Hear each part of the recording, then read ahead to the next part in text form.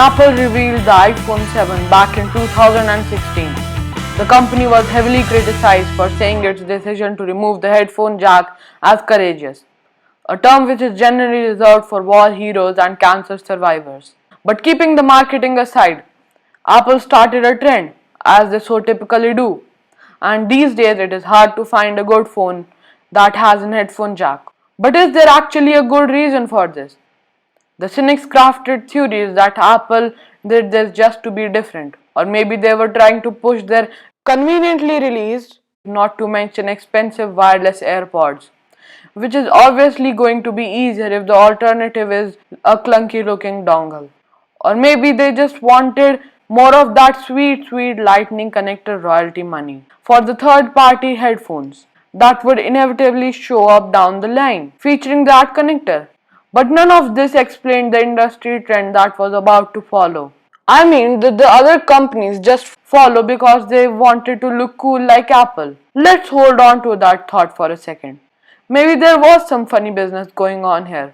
But let's look at an official explanation that Apple gave us once you get past the nonsense about courage. Actually made quite a bit of sense. Smartphones are like really miniature computers, and companies that manufacture them are tasked with taking basic functions of a machine that has traditionally occupied a large chunk of your space in your desk, or at best, your backpack, and fit them into something that you can comfortably carry in your pocket. And they also said that fewer points of ingress made it easier for their latest device to be officially water resistant. I mean, here's the thing. We kind of take it for granted because smartphones, even the waterproof ones, are everywhere. But all that stuff is not trivial to do. It requires very efficient use of just about every bit of available space inside the device. So it shouldn't have surprised anyone that manufacturers, including Apple, have been increasingly viewing the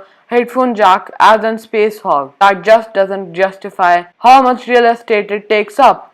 And this is especially true when you consider that some people already did not use it and they have got so many extra features that they are trying to cram into these phones to make them stand out from their competition, from 3D face recognition sensors to triple camera setups to more spacious batteries, and this is all in the name of differentiating their phone from their competitors. In a world where truly tiny differences between models can make or break sales, and according to the folks calling the shots for these manufactured trends like displays that take up as much of the front screen as possible with thin, sleek chassis are driven directly from consumer demands. This has led to the removal of not just headphone jacks but also bezels and even physical buttons ending up the way of television dials. Now, I'm not going to defend every reason that companies gave to remove the headphone jack. Some companies said that they were ditching it for their